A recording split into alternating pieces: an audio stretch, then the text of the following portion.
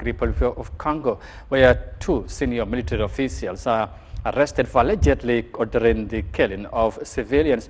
The incident is said to have happened in an anti-UN protest held in Goma last week, and the country's interior minister said the 2 officers will face a court-martial.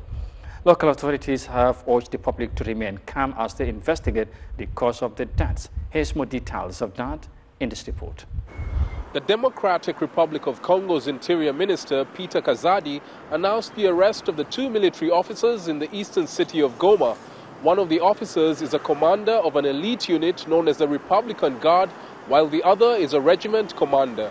They were among the government troops deployed to crack down on a protest against the UN peacekeeping mission. The DRC government says 43 people were killed and more than 56 others injured in that protest. Many Congolese are now calling for justice for the victims. Those officers should be arrested and held to account for their actions.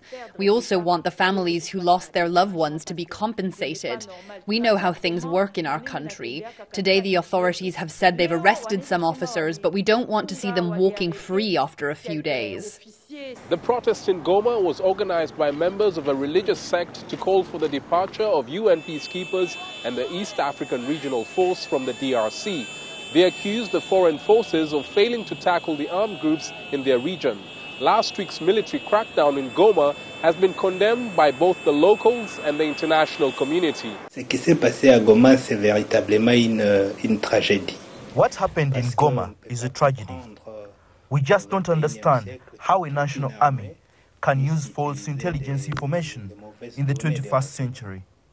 The army was told that some of the protesters were armed members of the Wazalendo militia, but that wasn't true. A police officer was stoned to death by the protesters in last week's demonstration.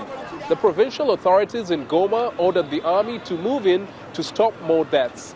The government has urged the public to remain calm as they investigate the civilian deaths. Last year, 36 people, including 4 UN peacekeepers, were killed in anti-UN protests that broke out in several towns in eastern DRC. Chris Ochamringa, CGTN, Kinshasa, Democratic Republic of Congo.